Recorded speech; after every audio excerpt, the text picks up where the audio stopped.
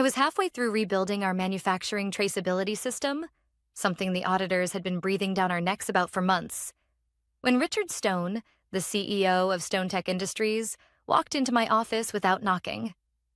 He didn't sit. He didn't greet me. He didn't even look at me.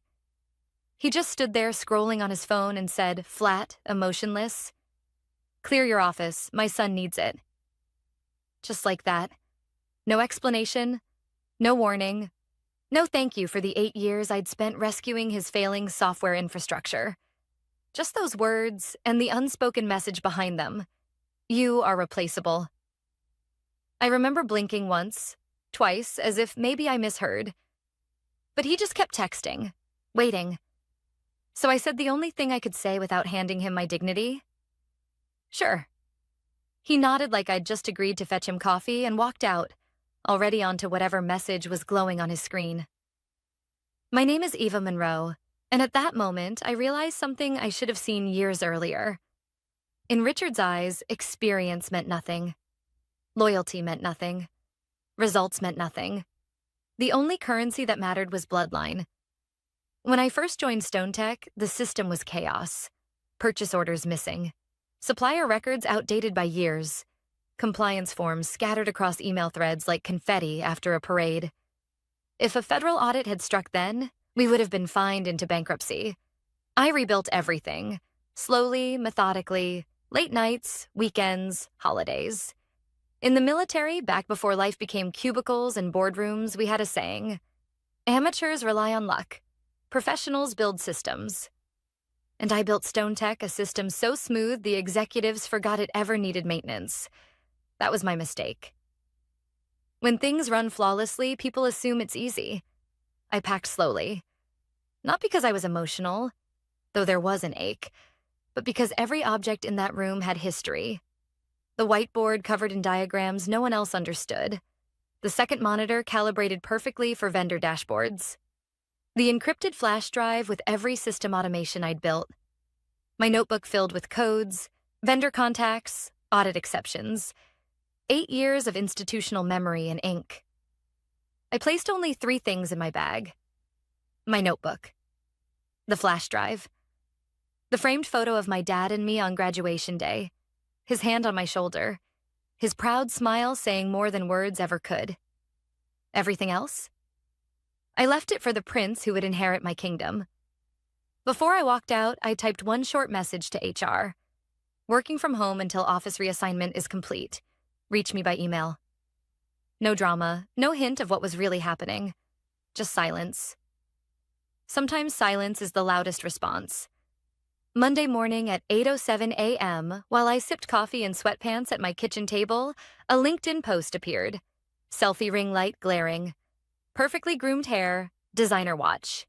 Caption: first day stepping into leadership at Stone Tech. Time to modernize outdated systems.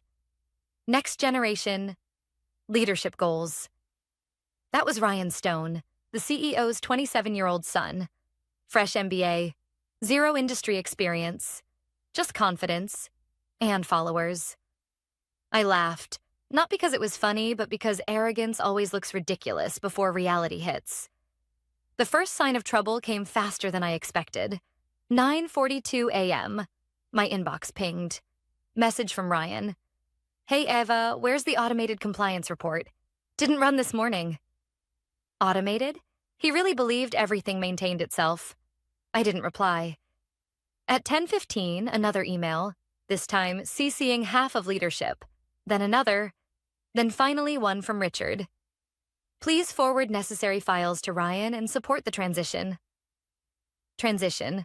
That word was doing a lot of heavy lifting. I only responded with, all operational documentation is maintained in my private records, available upon formal contract agreement. Send. By Wednesday, the silence from my side wasn't silence anymore. It was pressure. Suppliers started asking questions Ryan couldn't answer. A regulatory notice arrived requiring immediate data submission, data only I knew how to retrieve. And then the payment system glitched, because every month it needed manual reconciliation before it could authorize new invoices. Nobody knew that, so vendors didn't get paid. And when vendors don't get paid, vendors stop shipping. Friday morning, 7:56 a.m., my phone buzzed. Richard. No greeting, no small talk. Just panic disguised as control. Ava, there seems to be a misunderstanding. We need you on site temporarily.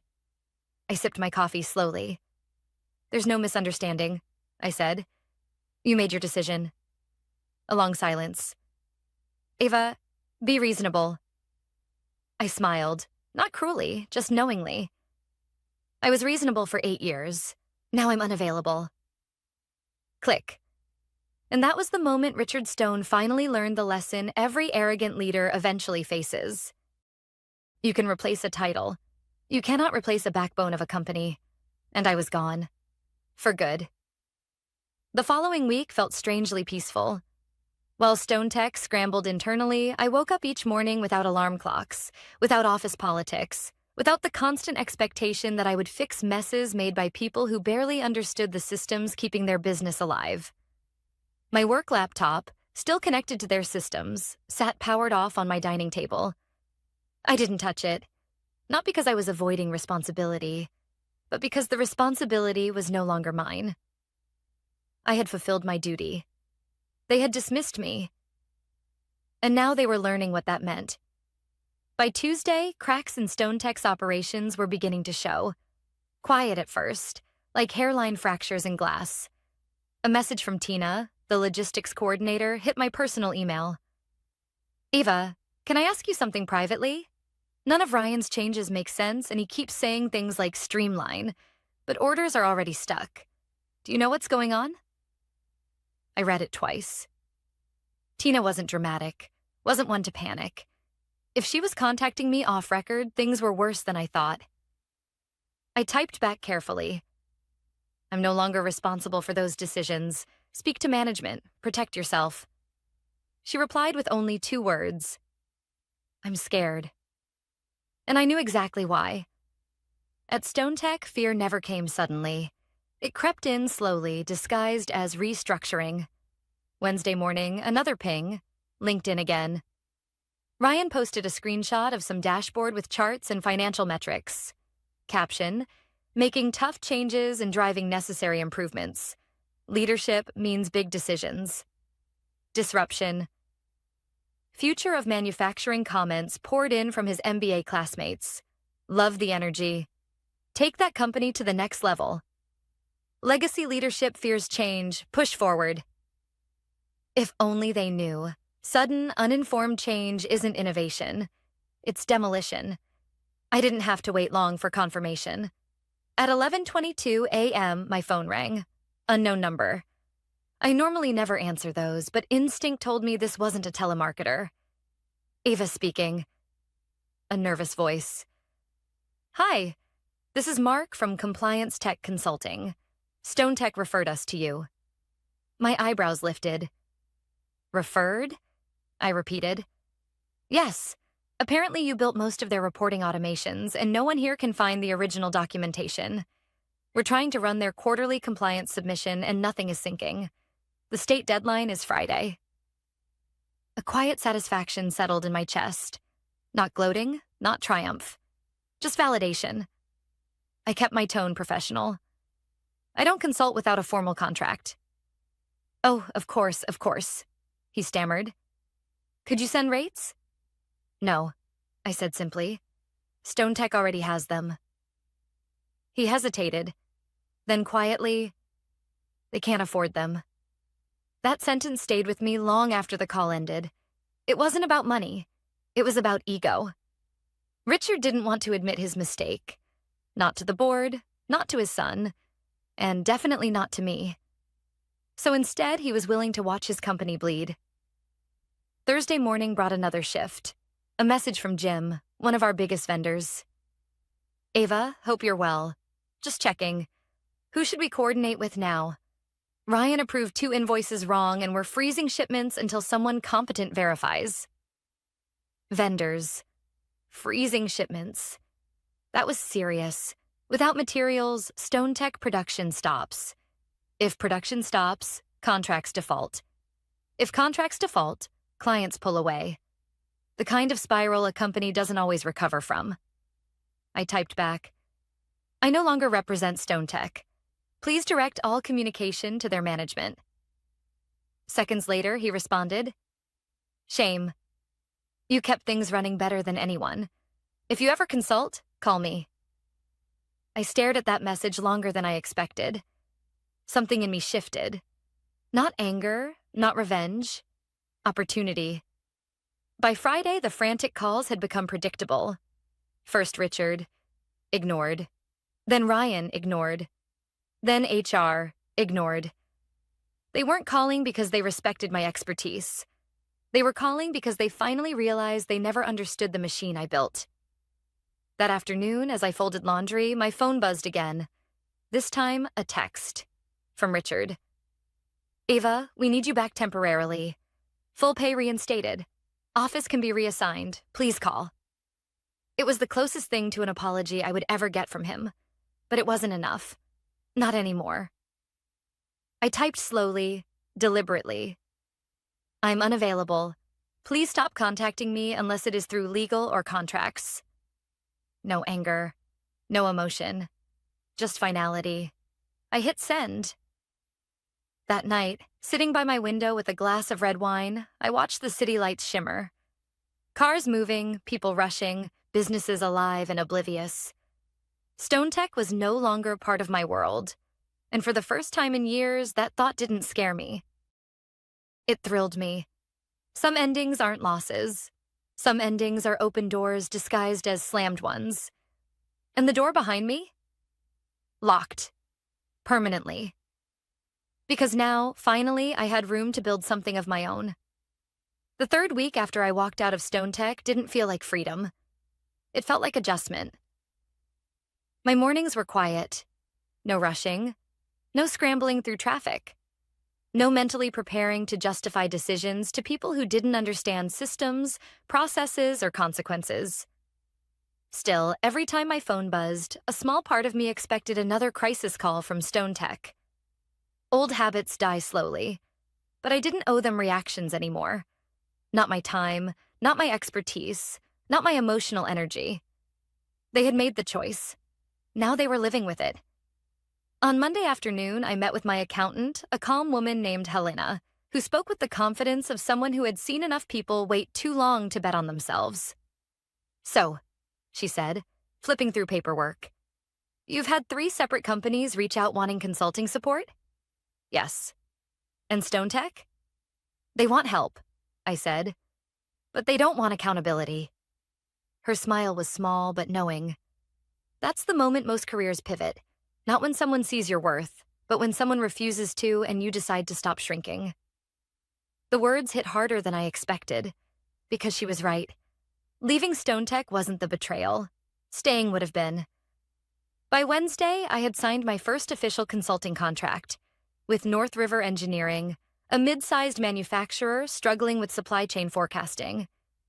They paid my full rate without negotiation, not because they couldn't, but because they respected expertise.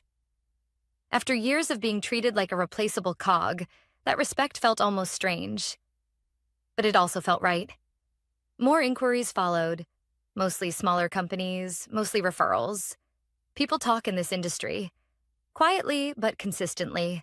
And the message spreading now wasn't, Ava left. It was, Ava was the reason Stone Tech worked. Meanwhile, Stone Tech was unraveling faster than anyone predicted. Tina emailed again, short and cautious. 2 more suppliers froze shipments. We're running out of stock. Leadership is blaming transitional turbulence. Everyone knows that's not true. It hurt reading that. Not because Stone Tech deserved help, but because the people still inside didn't deserve the fallout. Especially Tina. She'd been loyal, hardworking, overlooked, just like I had been.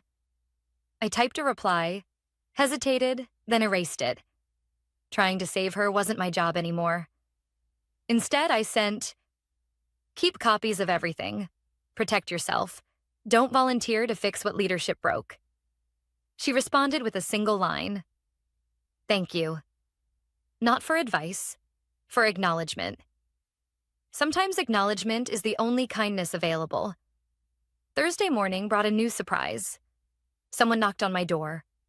When I opened it, Ryan stood on my porch. No ring light, no perfect posture, no forced confidence, just exhaustion and fear. "Ava," he said quietly, "can we talk?" For a moment, old reflex, the one that fixes everything, almost answered. But then memory stepped in. His picture-perfect announcement. His comments about modernizing outdated systems. His father dismissing me mid-task. So I stepped outside but didn't invite him in. "What do you need?" I asked. He swallowed. "We can't run the quarterly reports. Vendors won't work with us. Dad is blaming everyone. The board wants documentation I can't find because..." He hesitated. "Because I didn't know what you did. I didn't know how much of this wasn't automated." There it was. The truth finally spoken. Not out of respect. Out of consequence. I didn't soften. I didn't rescue. I just nodded. "And what exactly are you asking, Ryan?" His voice cracked a little. "Can you come back? Just temporarily? I'll give you the office back. I'll tell my dad he was wrong. Whatever it takes." For years, I would have said yes. But growth doesn't happen in comfort. It happens in separation. So I answered calmly, "No." His eyes widened. "Just like that?" "Yes," I said. "Just like that. But we need you." "I know," I replied.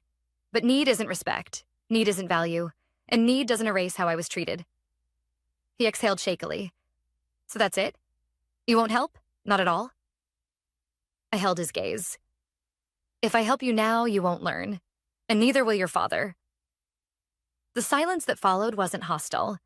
It was realization. Finally, he nodded. Not with agreement, but acceptance. "I'm sorry," he said, barely audible. I didn't respond. He walked back to his car, shoulders heavy, and drove away. That night, as I sat reviewing contracts for new clients, a quiet truth settled inside me. For years, I'd believed survival meant endurance. But leaving Stone Tech taught me something sharper, something stronger. Sometimes the most powerful move isn't fighting back. It's walking away and watching what falls without you. And Stone Tech was finally learning what I already knew. A company can replace a desk, but it cannot replace the person who kept the lights on. By the start of the next month, my consulting work had grown from an idea into something solid, structured, real, sustainable. I had 3 contracts running simultaneously, and all 3 companies treated me with more professionalism than Stone Tech had in 8 years. I worked from a small rented office downtown, nothing glamorous. White walls, a sturdy desk, 2 monitors, and plants I was determined not to kill. But it was mine. That mattered more than luxury ever could. Meanwhile, Stone Tech was making headlines, not the kind companies want. A trade publication released a short article. Stone Tech facing delays, vendor disruptions after leadership changes. The piece didn't mention my name, but it didn't need to. People inside the industry knew exactly what had changed and who had left. On Wednesday morning, while reviewing forecast data for North River Engineering, my phone buzzed again. This time it wasn't Richard, Ryan, or HR. It was someone I never expected, the chairman of Stone Tech's board, Eleanor West. Her message was polite, concise, and impossible to ignore. "Ava, I believe we need to talk. Are you available for a meeting this week?" Eleanor wasn't emotional, impulsive, or arrogant. She was strategic. And when a strategic person reached out, it meant something bigger was moving. I responded with equal professionalism. "Available Friday. Send meeting details to my business address." For the first time, they weren't contacting employee Eva. They were contacting consultant Eva. That shift mattered. Friday arrived with gray clouds and the kind of cold that made the city feel metallic and distant. Eleanor didn't come through email or video call. She arrived in person.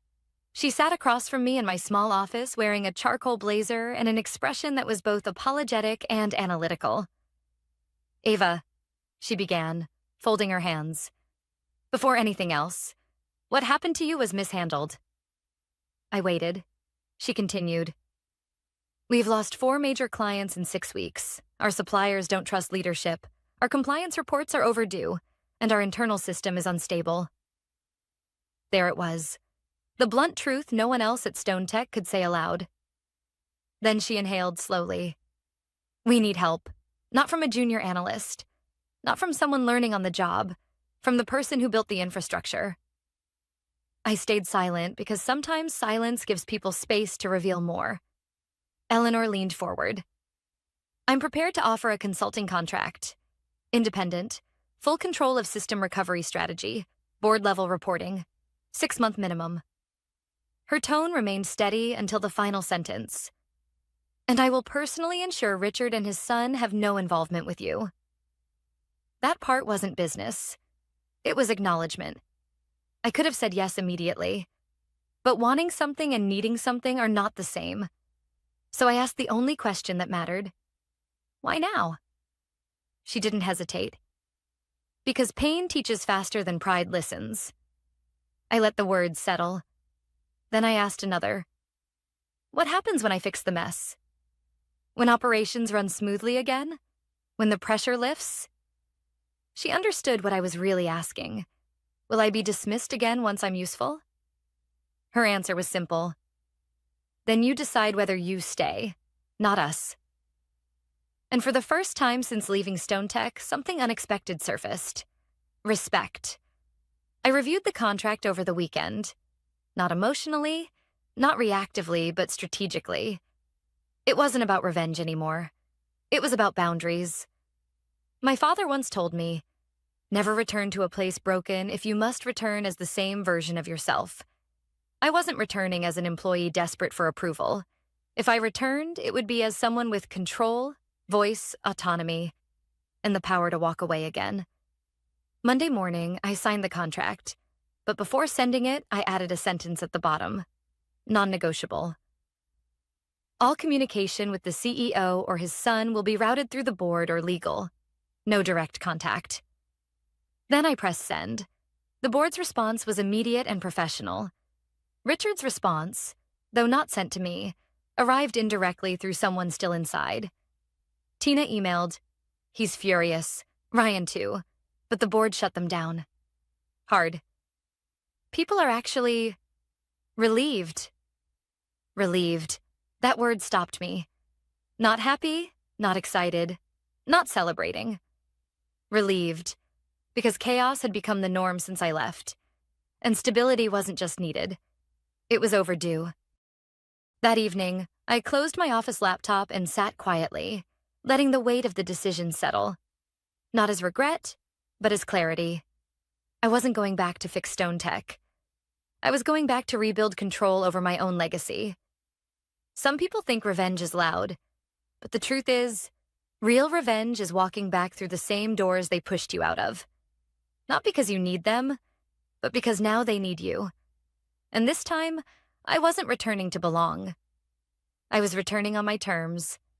I walked back into Stone Tech 8 weeks after being told to clear my office. But this time, there was no hesitation in my steps. No lingering loyalty tugging at my chest. No desire to belong. I wasn't returning as staff. I wasn't returning as backup. I was returning as the person they now had to answer to. When I entered the lobby, a couple of employees looked up. Their expressions told a full story without a word spoken. Relief, recognition, and something else. Justice. Not the dramatic movie kind. The quiet, earned kind. The kind that comes when the tables finally balance. I met the board in the same conference room where Richard once dismissed me in front of executives, brushing off my warnings about system vulnerabilities like I was a nuisance rather than the person holding the company together. Now, the room felt different. Not because the walls or furniture changed, but because my position in it had. Eleanor greeted me first. Ava, she said, extending her hand. Glad you're here. No forced smile, no condescension. Just professionalism. I nodded and took a seat. Richard was already there, stiff, jaw tight, eyes locked on the papers in front of him instead of me. Ryan sat beside him, arms folded, pretending confidence but failing to hide the weight of consequences. It struck me then, not with satisfaction, but with clarity. They weren't villains, just people who believed competence was replaceable. People who mistook familiarity for lack of value. People who assumed the machine would keep running because they never learned who built it. Eleanor opened the meeting. We're here to establish a recovery plan. Eva has full authority over operational restructuring. Any objections? Silence. Not because they agreed, but because they no longer had the power to disagree. Work began immediately. The first week was assessment, digging through broken processes, mismatched data, unpaid vendor files, and outdated reporting queues. I discovered shortcuts Ryan had attempted, deleted approval routes, simplified workflows that removed safeguards, and automation scripts run without pre-processing, like trying to fly a plane by removing half the controls to make it more modern. On Thursday afternoon, I sat across from Ryan and asked one simple question. Why did you change the payment sequence? His answer wasn't defensive or calculated, it was honest. I wanted to prove I could do something meaningful. I thought simplifying things was progress. I studied him. You can't change systems you don't understand, I said, not harshly, but firmly. Efficiency isn't less steps. It's the right steps. He nodded slowly, absorbing a lesson that should have been taught long before he inherited a position he wasn't ready for. That was the first time I saw something in him that wasn't arrogance. Humility. Maybe late, but real. By week 4, shipments were flowing again. Vendors unfroze accounts. Compliance reports were not only filed, they were correct. Systems synced. Audit risk dropped. Inside the company, the atmosphere shifted. Not back to how it was. Better. People asked questions. They documented procedures. They took ownership. They respected the process, not just the outcome. Sometimes pain doesn't destroy. It restructures. When the 6-month contract ended, I was invited to one final board meeting, not to troubleshoot, but to finalize next steps. Eleanor spoke first. Eva, we'd like to offer you a permanent executive position. Full operational oversight. Richard stared at the table, silent. Ryan's expression was unreadable. I let the offer hang for a moment. Not dramatically, just thoughtfully. Then I exhaled slowly. I appreciate it, truly. But I didn't rebuild this company to return to the role I outgrew. StoneTech needs structure. And now it has one. I built a consulting firm because I finally understood my value. And I'm not going backward. Eleanor nodded, not disappointed, but respectful. Then what do you want? She asked. I smiled. A long-term consulting retainer, renewable annually, advisory, not operational, and full autonomy. She extended her hand again. Done. After the meeting, as I walked toward the exit, someone called my name. It was Ryan. He didn't approach immediately. Instead, he spoke from a few feet away, like he understood boundaries now. Eva, thank you. Not just for fixing things, for not letting me ruin the whole company. I nodded once. Learn from it, I said. Mistakes aren't permanent failures unless you repeat them. He gave a small, genuine smile. I will. And for the first time, I believed him. When I stepped outside, the air felt different. Lighter, cleaner. Not because StoneTech had changed, but because I had.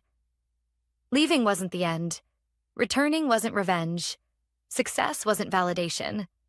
The real victory was recognizing my worth before anyone else did. Because sometimes life doesn't give you applause, closure, or apologies. Sometimes it gives you something better. A second chance. On your terms.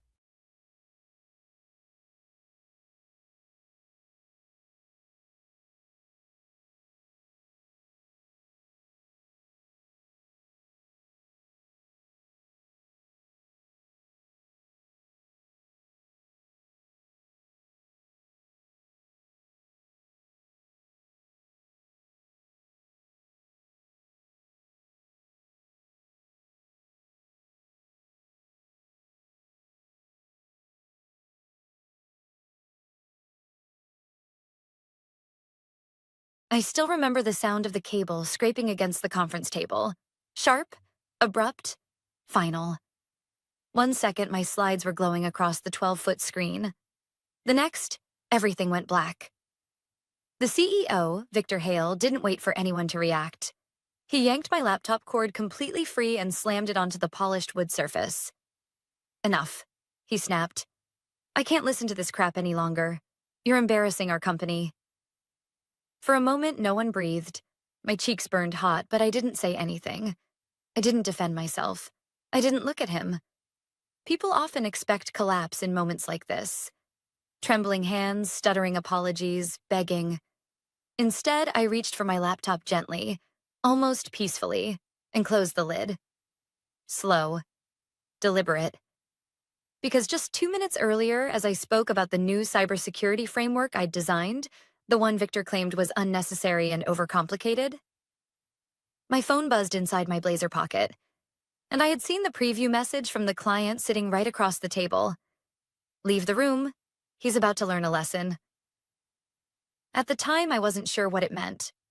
Now, I suspected I was about to find out. As I packed my things, the room shifted. A few coworkers smirked, the kind of smirk people wear when someone else becomes the sacrifice that keeps the wolves fed. Others whispered, not even trying to hide it. She really thought she had a chance. Why would she present something he already rejected? She shouldn't have provoked him. Provoked him? All I did was perform the task assigned to me. The same task he approved a week ago. But the truth everyone knew, and no one dared to say, was that Victor never actually listened to ideas unless he believed he came up with them. Still, the humiliation stung. Not because I cared about his opinion, but because my work, months of late nights, research papers, and consultations with global experts, was dismissed like a toddler's drawing taped to the fridge. I forced myself to breathe slowly. Don't react emotionally. Don't give him a scene. Don't let them see the wound. As I zipped my laptop bag, Victor leaned closer, his voice low enough so only I could hear, but sharp enough to slice. You're not leadership material, Claire. You'll never be. I finally looked at him. His confidence wasn't strength. It was arrogance wearing a suit. And arrogance blinds people right before impact. I pushed my chair back. The legs scraped against the floor. A sound far louder than physics should allow. It felt like a line being drawn between who I had been 5 minutes ago and who I was now. Before I turned to leave, I scanned the room briefly, studying faces the way you memorize a battlefield before it explodes. Some avoided eye contact. Some looked relieved it wasn't them. But one pair of eyes, belonging to the client representative, Evan Russell, VP of a global tech defense group, met mine with steady calm, not pity, not sympathy, purpose. He gave the smallest nod. So small most people would miss it. I didn't. The hallway felt colder than the boardroom. My footsteps echoed as if the building itself was listening. Halfway down the corridor, my phone buzzed again. Another message from Evan. Wait outside. Don't leave. My heart kicked hard in my chest. I stepped into the reception lounge, modern glass walls, quiet hum of air conditioning, and sat down. Behind the boardroom doors, I could hear raised voices, sharp, tense, then louder, then unmistakable. Victor's voice no longer controlled. What do you mean? She already sent the report to legal. My breath caught. They didn't know. No one knew. 2 weeks earlier, Evan had asked me privately to send everything I had, documentation, testing logs, predicted breach models, directly to their federal compliance team. Not because they doubted the system, but because Victor had repeatedly delayed approvals. Almost like he wanted the cybersecurity weaknesses to remain. And now the client knew. All of it. Every ignored warning, every oversight, every risk. The boardroom door exploded open. Executives spilled out, pale and frantic. Victor followed, red-faced, chest heaving. He saw me. And for the first time since I joined the company 3 years earlier, He wasn't smirking. He wasn't dismissive. He looked afraid. My phone buzzed one more time. A final message. They're replacing someone today, and it won't be you. I stood up as Victor approached, voice cracking. Claire, hold on. We need to talk.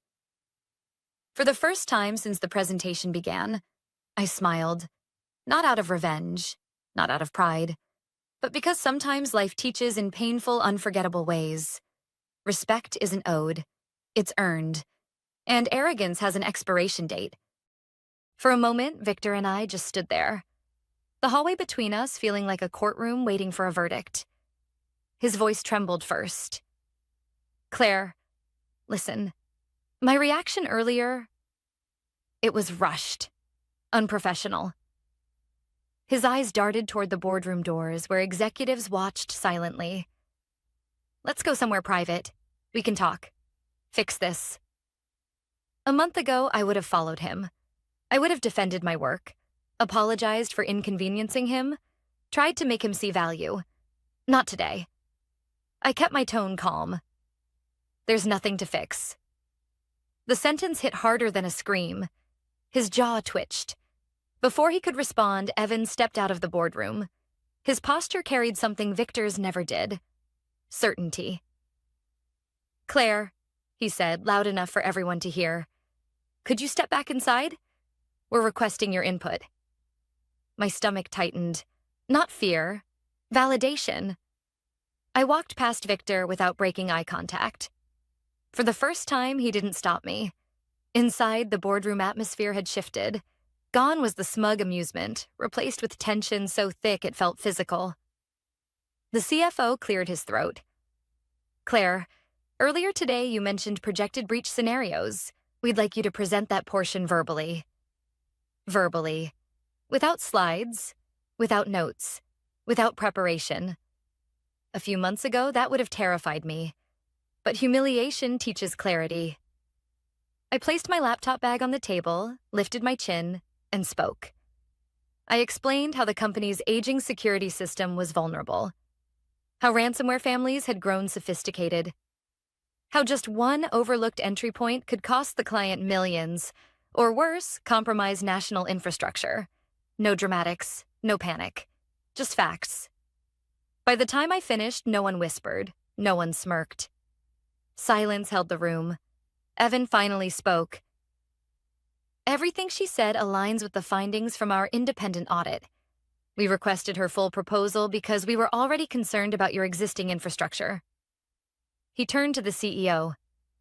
And now that I've seen her work, but also your attitude toward it, I'm making this clear. We will not move forward unless Claire leads this project. Victor blinked, stunned. You can't demand personnel involvement. That's overstepping. Evan didn't flinch. It's not a demand. It's a condition. You humiliated your own expert in front of your partners. If she leaves, we follow. The CFO exhaled sharply. The COO stared at the table. Victor paled. And I finally breathed. The HR director stood abruptly, as if remembering something. There's another matter.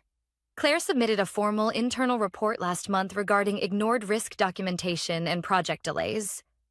She looked directly at Victor. You never filed a response. Victor stiffened. Because the report was unnecessary. This entire department has... Enough, the CFO snapped. We've had complaints before. This time there's evidence. Victor's eyes bounced between the executives, searching for support. None came. Then HR delivered the final blow. Effective immediately, you're suspended pending investigation. Every muscle in his face collapsed at once. Humiliation had come full circle. Quiet, controlled, and irreversible. He tried to speak. A defense, an excuse, maybe even an apology. But the board didn't give him the chance. Security arrived. And just like that, the man who unplugged my laptop in front of a room full of people walked out without saying another word. When the door closed behind him, I expected to feel triumph. But instead, what washed over me was something softer. Relief. For the first time in a long time, I wasn't fighting to be heard. I wasn't shrinking to survive. Someone finally listened. Someone finally saw. Evan turned to me. "There's one final question," he said. "Are you willing to lead the implementation?" His words held weight. Not flattery, not pity. Opportunity. I thought of the long nights, the doubt, the exhaustion. I thought of every moment I nearly gave up because someone louder convinced a room I wasn't enough. Then I nodded. "Yes, I am." The CFO smiled. "Good. Then tomorrow we begin." Hours later, as I stepped out of the building, the sun was setting. Soft, golden, quiet. My phone buzzed. A new message from an unknown number. "Thank you for not breaking. Watching you today reminded us all." Silence isn't weakness. Sometimes it's patience. I stopped walking, not because of the message, but because of the truth in it.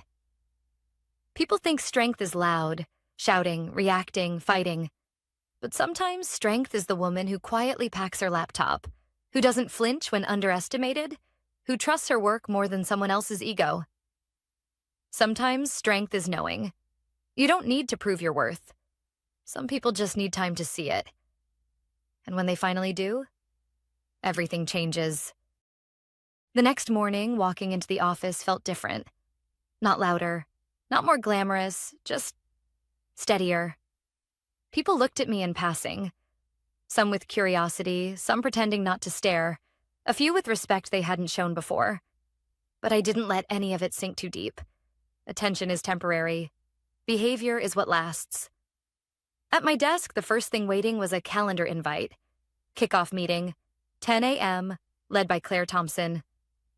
Seeing my name attached to leadership didn't feel triumphant. It felt earned, brick by brick, report by report, night by night. Still, nerves fluttered. Confidence wasn't the absence of fear. It was learning not to let fear speak first. 10 minutes later, Jenna, a project analyst who had always been polite but distant, approached me holding a coffee. She didn't say anything at first. She just placed the cup on my desk. Finally, she whispered, "I'm sorry." I blinked. For what? For not speaking yesterday. For laughing when others did. For knowing you were right and staying silent. She wasn't looking for forgiveness. She already knew she didn't deserve it. But life teaches you something important. Most people aren't cruel. They're afraid. Afraid of challenging the loudest voice. Afraid of standing alone. Afraid of being the next target. So I nodded gently. "Thank you for saying it." She exhaled like she'd been carrying that apology for years. The kickoff meeting filled the conference room quickly. No one talked over me. No one questioned whether I should lead. But the real shift happened 20 minutes in. I was explaining the revised deployment timeline when the door opened. Victor walked in. Not storming, not smirking, just walking. He wasn't escorted. He wasn't yelling. He looked smaller somehow, like arrogance had drained out of him overnight. Conversations died instantly. He cleared his throat. I was told I could say something before I left. Before he left. So the suspension wasn't temporary. This was goodbye. My pulse quickened, but I stayed still. Victor slowly scanned the room. His voice wasn't strong, but it wasn't sarcastic either. When you lead a company long enough, you start believing you're the smartest person in every room. You stop listening. He paused. And then someone reminds you that knowledge isn't noise. It's value. And value deserves respect. My chest tightened. He turned to me. "I'm sorry, Claire. Not for yesterday. For every time before that, I shut you down without listening." Silence stretched. Not tense. Thoughtful. Then he nodded once, placed his badge on the table, and left the room. The door clicked shut, quietly. A chapter ending. Not with chaos, but accountability. After the meeting, Evan stayed behind. "You handled that well," he said. "I didn't do anything," I replied. "You didn't attack him. You didn't gloat. You let him face the consequences without trying to control the moment. That's leadership. I looked down at my notes. Does it ever stop feeling overwhelming? I asked softly. He smiled, not mockingly, knowingly. No, but eventually it feels less like drowning and more like steering. His words settled into me like a new truth. Uncomfortable, but right. Over the next weeks, the project moved forward. People asked questions, people sought input, people listened. And slowly the culture shifted. Not all at once, change rarely happens in a single explosion. Sometimes it happens through quiet repetition. Truth, respect, accountability. One afternoon, while reviewing updated security logs, HR emailed me. A new contract attached, a new title, Director of Cybersecurity Architecture. I stared at the screen. It wasn't victory. It was validation. A reminder that standing up for what's right doesn't always require confrontation. Sometimes it requires unwavering belief in the work. The night I signed the contract, I sat in my living room with a cup of tea, replaying everything. The humiliation, the message, the shift, the apology. And I realized something. We often think the loudest part of the story is the moment we break, or the moment we rise. But the real turning point? It's quieter.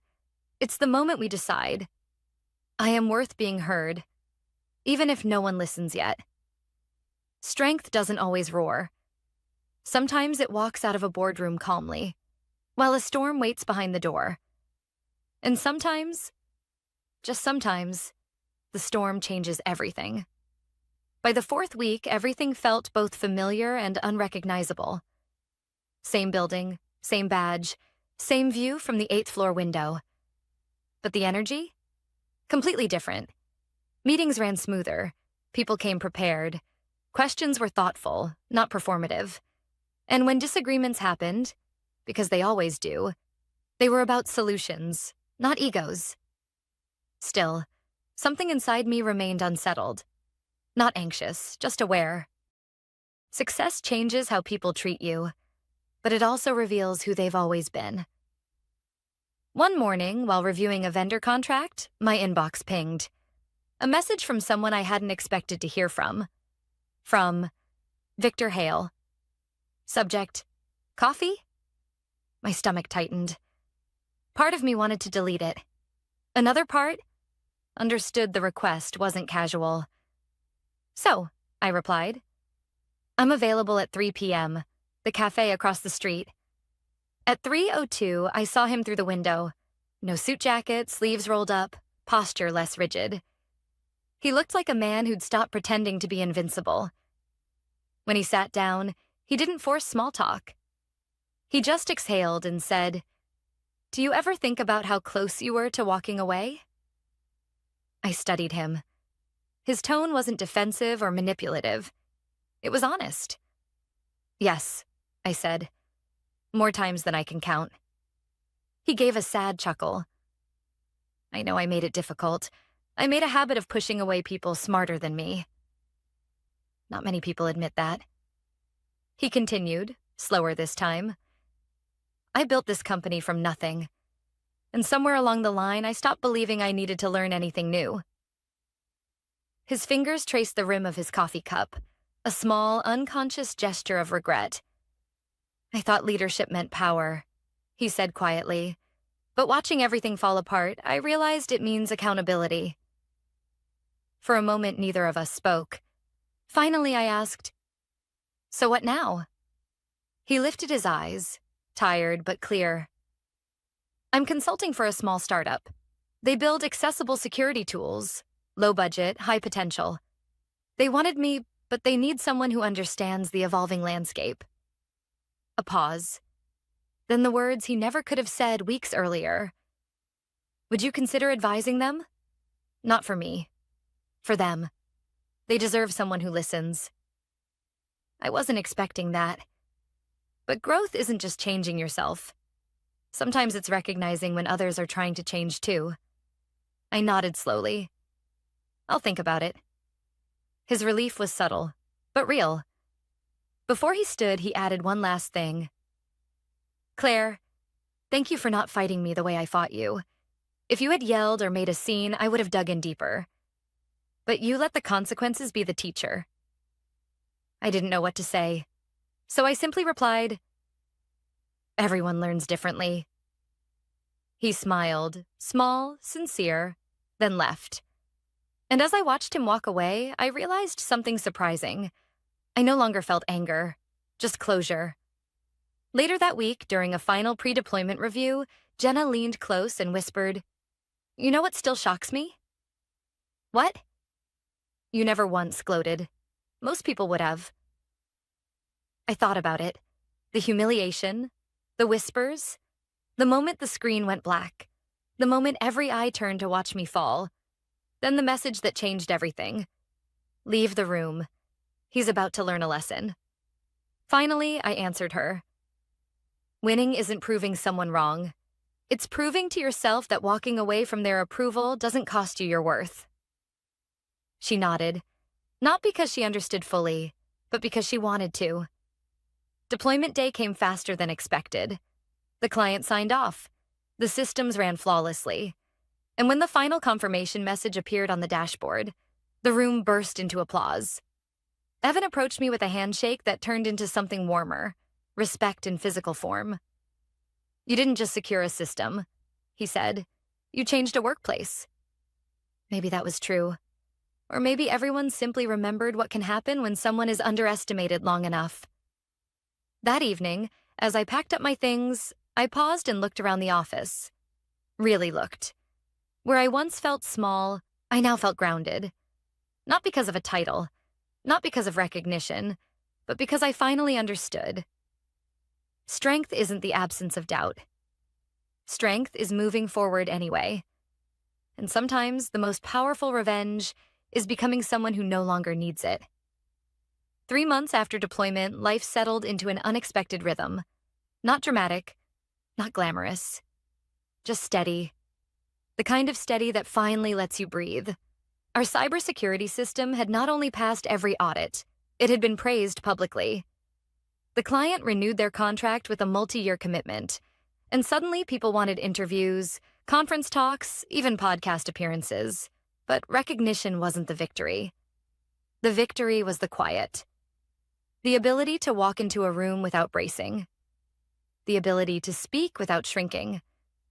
The ability to lead without defending your right to. Still, something kept tugging at me. That offer Victor mentioned during our coffee conversation. The startup.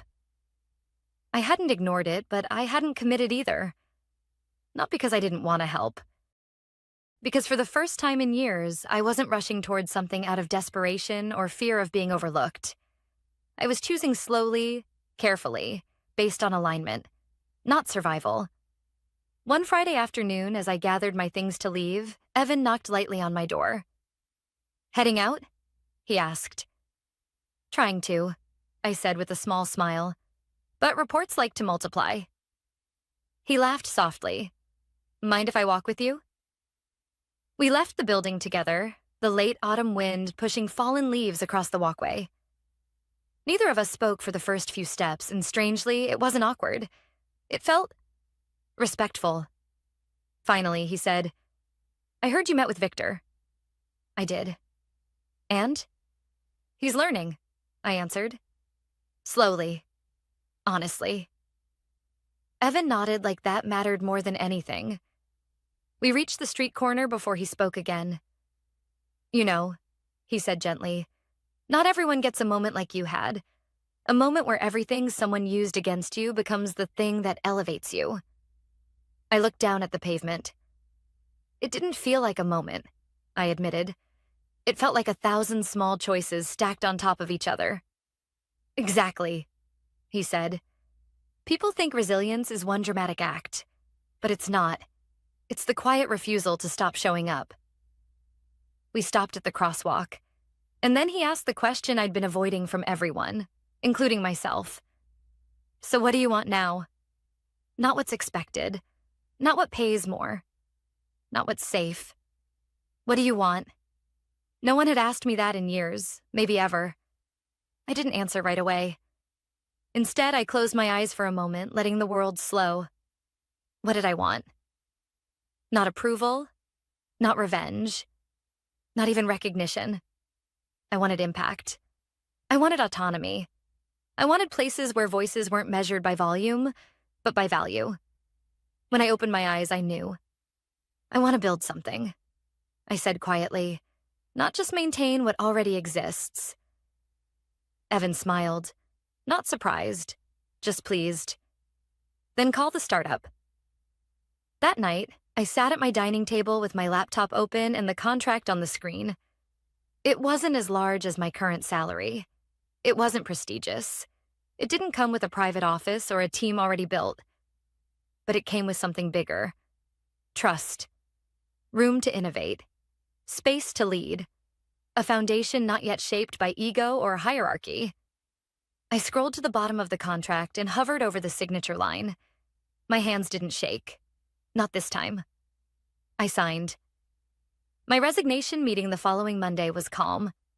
The CFO blinked in surprise, but after a pause, nodded with genuine respect. "You'll do incredible things," she said. "Just promise us one thing." "What's that?" "Teach people what you taught us, that intelligence doesn't need permission to exist." I promised.